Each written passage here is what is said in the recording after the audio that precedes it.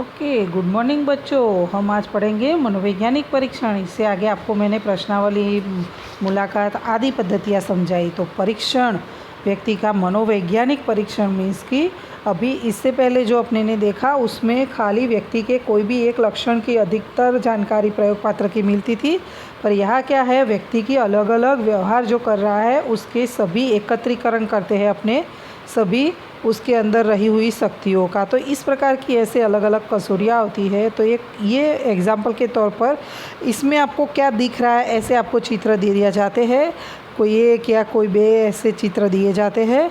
तो उसमें आपको बोलना होता है कि व्यक्ति को जो भी पात्र है, प्रयोग पात्र, उसको क्या दिखता है। तो इसमें आपको क्या दिखता है, दो बच्चे दिखते हैं छोटे छोटे। ये क्या दिखता है, अलग अलग उसमें से अर्थ निकलते होते हैं। तो ये रोरशाक की स्याही के धब्बे की कसौटी है। वो उस तरह से ऐसी कसौटियाँ, अलग अलग कसौटियाँ हैं। उसमें अलग अलग व्यक्ति के गुण लक्षण जो होते हैं उसका मापन करने के लिए मनोवैज्ञानिक परीक्षण है। व्यक्ति के अंदर खाली एक ही प्रकार की शक्ति है ऐसा कह सकते नहीं है। व्यक्ति के अंदर बुद्धि भी होती है, योग्यता भी होती है, अभियोग्यता भी होती है, अभिरुचि भी होती है, सिद्धि हासिल करने की क्षमता भी होती है। तो अलग अलग जो व्यक्ति के अंदर गुण लक्षण है उसका मापन करने के लिए ये सभी मनोवैज्ञानिक कसौटियों का उपयोग किया जाता है।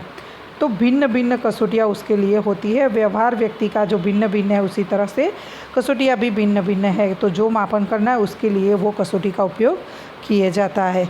तो मनोवैज्ञानिक परीक्षण के लिए अनास्तासी कहते हैं कि व्यक्ति के व्यवहार के नमूनों का वस्तुलक्षी मापन करता है। व्यक्ति जो व्यवहार करता है उसका मापन करने का कार्य मनोवैज्ञानिक परीक्षण करता है।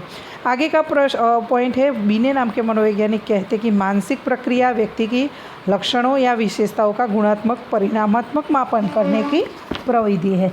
तो गुणात्मक मीन्स कि आंकड़े आते हैं। तो ये सब जो कसौटियाँ होती है उसका परिणाम भी मिलता है, तो अंक में मिलता है और उसका मापन किया जाता है। किस तरह से आप बोलते, आपको ऐसा मन में लगता होगा कि ऐसी कसौटी से कैसे अंकों का मापन किया जा सकता है। तो किया जा सकता है। बुद्धि कसौटी, फॉर एग्जांपल व्यक्ति की बुद्धि का मापन करना है। तुम लोग मानते हो बुद्धि का मापन हो सकता है, हाँ या ना? ना नहीं हो सकता है। बुद्धि कितनी है व्यक्ति में, आप में कितनी बुद्धि है, उसका मापन हो सकता है। कैसे? तो उसके लिए अलग अलग मनोवैज्ञानिकों ने बुद्धि कसौटी की रचना की है। वो कसौटी आपको दी जाए और उसमें आपके अंक जितने आते हैं वो उसके आधार से आपकी कोष्टक जो होता है कि बुद्धि व्यक्ति की, ये बुद्धि अति तेजस्वी बुद्धि, ये मंद बुद्धि है या ज़्यादा उच्च बुद्धि है, तो वो बाद में अंकों के आधार पर उसको एनालिसिस किया जाता है, पृथक्करण किया जाता है। तो ये इस तरह से संभव है। क्रॉनबेक के नाम के मनोवैज्ञानिक कहते हैं दो या दो से अधिक व्यक्तियों के व्यवहार का तुलनात्मक मापन जो किया जाता है उसकी मापन करने की पद्धति है। तो फॉर एग्जांपल मैंने आपको आगे की व्याख्या में उदाहरण दिया कि बुद्धि का मापन। तो बुद्धि का मापन, मानो एक व्यक्ति का बुद्धि दो लड़कियां हैं या दो स्टूडेंट हैं, उनके बुद्धि का मापन करना है। तो पहली लड़की जैसे कि रोशनी नाम की लड़की है, उसको कसौटी दी गई, तो उसका कसौटी के अंत के बाद में जो एनालिसिस हुआ तो उसका 110 बुद्धि अंक आया। दूसरी उर्मिला नाम की लड़की है जिसको कसौटी देने के बाद 120 अंक आया। तो दोनों की तुलना होती है कि रोशनी से उर्मिला की बुद्धि 10 अंक ज़्यादा है। तो इस तरह से ही पद्धति द्वारा कसौटी दी जाती है और बाद में उन दोनों की तुलना की जाती है। मनोवैज्ञानिक परीक्षण के जो लक्षण है कौन से हैं, तो सबसे पहले वो इम्पोर्टेंट है। लक्षण इस प्रकार के हैं। सबसे पहले तो नमूने का मापन जो व्यवहार व्यक्ति करता है। दूसरा है प्रामाणिकता, मानांक, वस्तुलक्षिता, यथार्थता और विश्वसनीयता। ये सब जो शब्द मैं समझाऊंगी वो आपको बहुत शब्दों का अर्थ खास करके व्याख्या में पूछा जाता है कि फॉर एग्जांपल मानांक अर्थात क्या, तो या वस्तुलक्षी किसे कहा जाता है, या यथार्थता क्या, विश्वसनीयता क्या। तो ऐसे प्रश्न शॉर्ट क्वेश्चन में ज़्यादातर पूछे जाते हैं। तो ये मनोवैज्ञानिक परीक्षण के लक्षण, ऐसा भी प्रश्न पूछा जा सकता है कि मनोवैज्ञानिक परीक्षण के लक्षण बताकर समझाइए। ऐसा लॉन्ग में भी आता है, शॉर्ट में भी आ सकता है। तो यहाँ पहला है व्यवहार के नमूने का मापन। अनास्तासी की जो परिभाषा दी है उसमें देखा कि मनोवैज्ञानिक परीक्षण व्यवहार के नमूने का मापन करती है। कोई भी एक ही मनोवैज्ञानिक परीक्षण व्यक्ति के संपूर्ण व्यवहार का मापन कर सकती नहीं है, क्योंकि एक ही कसौटी, मानो कि बुद्धि का मापन किया और पूरी व्यक्ति की जो व्यक्तित्व है उसके बारे में कह सकते नहीं है। तो ये मापन नहीं कर सकती है। विविध प्रकार की परीक्षण व्यक्ति के व्यवहार के निश्चित पहलू का मापन करने के लिए उस पहलू के अनुरूप गुण लक्षण दर्शाता है। यानी कि जो मापन सिद्धि कसौटी की मापन कसौटी जो है तो वो उसकी सिद्धि कसौटी का ही एनालिसिस करती है और उसका मूल्यांकन करती है। इसका परीक्षण का मूलभूत आशय ही यह है कि व्यक्ति के व्यवहार के विविध पहलुओं का अध्ययन करके उसके संबंध में भविष्य कथन करना। फॉर एग्जाम्पल कि व्यक्ति की सिद्धि कसौटी व्यक्ति को दी है या अभियोग्यता कसौटी दी है। अभियोग्यता यानी कि कोई भी एक विशिष्ट कार्य के लिए व्यक्ति वो योग्य है कि नहीं, तो उसे अभियोग्यता कसौटी कहते हैं। तो ये अभियोग्यता कसौटी उसको दी जाती है और बाद में उसको कहा जाता है कि वो उसके लायक है या नहीं। तो इस कसौटी को अभियोग्यता कसौटी और ये कार्य में वो लायक है या नहीं ऐसा कह सकते हैं। बाद में ऐसा कह सकते हैं, आगे का पॉइंट है कि उसके बारे में वो भविष्य कथन कर सकते हैं कि ये कार्य वो अच्छे से कर पाएगा। आगे का पॉइंट है प्रामाणिकता। मनोवैज्ञानिक परीक्षण के संचालन करने की और उस पर से प्राप्तांकों का निष्कर्ष तय किए गई निश्चित प्रणाली को मनोवैज्ञानिक परीक्षण की प्रामाणिकता कहते हैं। ये जो परीक्षण है मनोवैज्ञानिक उसका संचालन करने की और उस पर से जो प्राप्तांक है उसके निष्कर्ष तय करने गए की जो पद्धति है प्रणाली है उसे मनोवैज्ञानिक परीक्षण की प्रामाणिकता कहते हैं। परिणामों की विश्वसनीयता के लिए परीक्षण देते समय परीक्षण लेने वाले के द्वारा दी जाने वाली सूचना, परीक्षण के लिए निश्चित किया गया समय, परीक्षण का संचालन के लिए एक सूत्रता बनाए रखना अत्यंत आवश्यक है। फॉर एग्जाम्पल ऐसा कह सकते हैं कि मनोवैज्ञानिक परीक्षण में उसके लिए निश्चित किए गए समय में व्यक्ति के किए गए कार्य के आधार पर मूल्यांकन किया जाता है। इसीलिए ऐसे परीक्षण निश्चित समय मर्यादा में ही पूर्ण करना आवश्यक होता है। यदि निश्चित समय मर्यादा की अपेक्षा अधिक समय दिया जाए तो परीक्षण के परिणामों का विश्वसनीयता संदेहास्पद हो जाती है। फॉर एग्जाम्पल आपको जैसे कि कहा जाए कि प्रामाणिकता, तो बोर्ड की एग्ज़ाम होती है तो सबको एक समान टाइम दिया जाता है। किसी से पेपर जल्दी नहीं लिया जाता, किसी से देरी से नहीं लिया जाता है। तो सबको सूचना जो मिलती है वो टीचर सबको एक समान देते हैं। तो ये प्रामाणिकता है उसकी।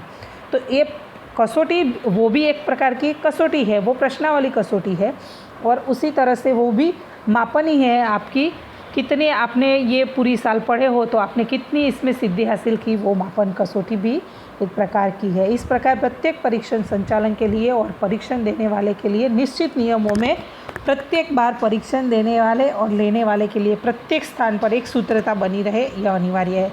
यानी कि प्रत्येक स्थान पर मैंने आपको कहा कि बोर्ड की परीक्षा होती है तो अपने पूरे गुजरात में एक साथ होती है।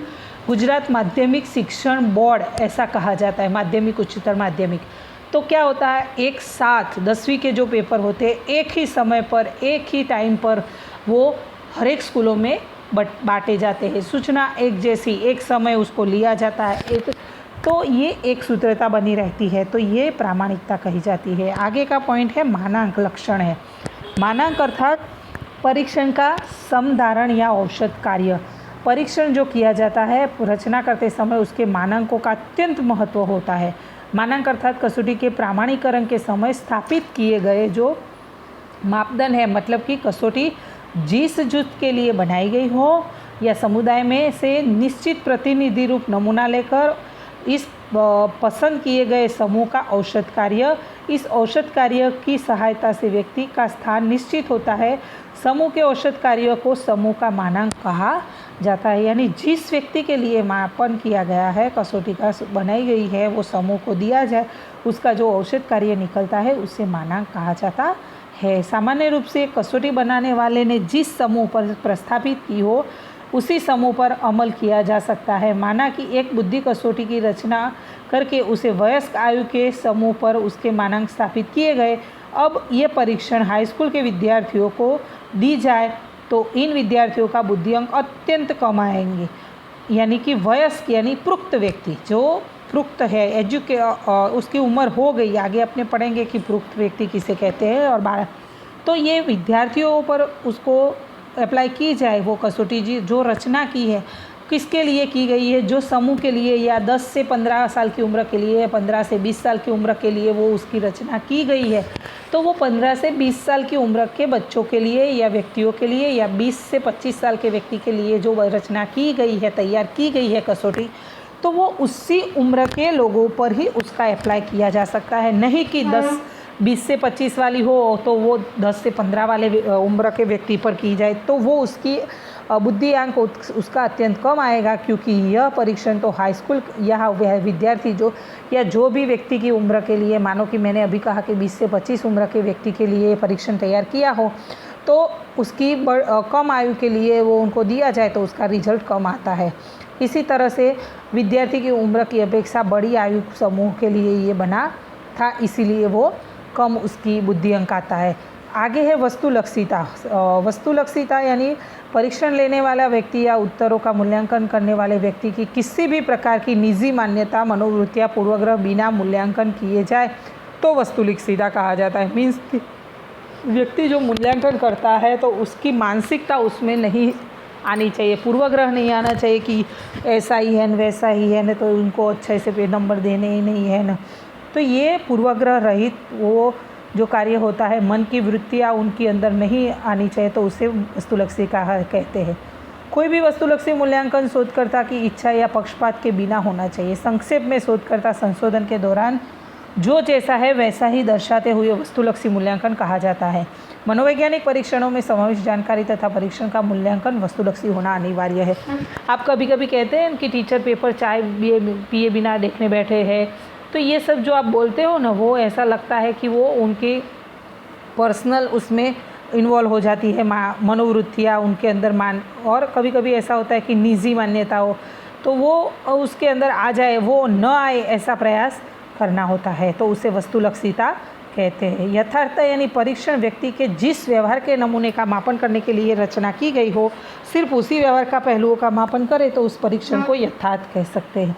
मानो कि व्यक्ति की जो भी गुण लक्षण का मापन के लिए व्यक्ति के अंदर कितनी सिद्धि है, कितनी बुद्धि है, तो वो विद्यार्थी की, मानो कि फॉर एग्जांपल गणित में कितना होशियार है, गणित की शक्ति का मापन करने के लिए वो उसके परीक्षण के मापन के लिए वो उसका उपयोग रचना की गई हो, तो उसका मापन शक्ति, जो गाणितिक शक्ति है, उसका मापन करने वाले परीक्षण में उच्च प्राप्तांक प्राप्त करने वाले विद्यार्थी के विद्यालय की परीक्षा में भी गणित में बहुत कम गुण आए तो गाणितिक परीक्षण यथार्थ नहीं कहा जाता है।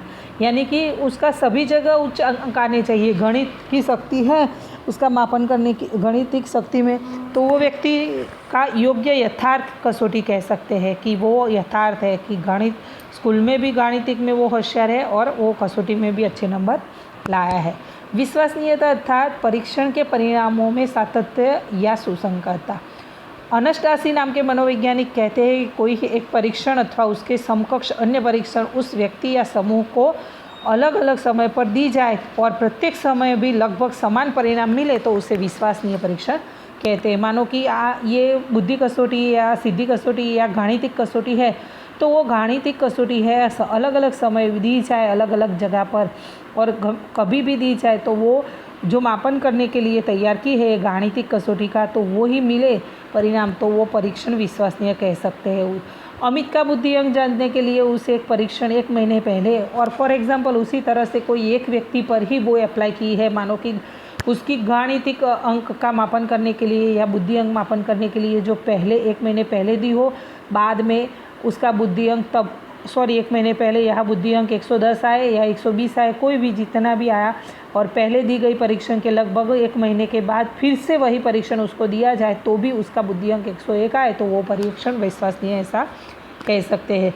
हमने पूरा ये मनोवैज्ञानिक परीक्षणों को व्यवहार के नमूने का मापन करते हैं। हम जो देखा कि व्यवहार के नमूने का मापन होता है, ऐसे प्रत्येक प्रकार के व्यवहार के नमूनों का मापन करने के लिए भिन्न भिन्न परीक्षण कसौटियाँ है। जैसे कि मैंने आपको यहाँ कहा कि अलग अलग परीक्षण, ये रोरसाक के साई के धब्बे की कसौटी है, ये अलग अलग उस तरह से अलग अलग मनोवैज्ञानिकों ने अलग अलग कसौटियों की रचना की है। सिद्धि कसौटी, अभिरुचि, अभियोग्यता, बीने साइमन कसौटी और वेक्सलर एडल्ट कसौटी, तो ऐसी अलग अलग कसौटियाँ है। तो आज के आपका यहाँ ये चैप्टर ख़त्म हो रहा है। ये 2 चैप्टर आपको एग्ज़ाम में एकम कसौटी में से 2 चैप्टर में से प्रश्न आपको घर पे मिलेंगे और घर बैठे आपको अच्छे से लिखकर वो जो स्कूल में आपके टीचरों को पहुंचाना है। गुड बाय बच्चों।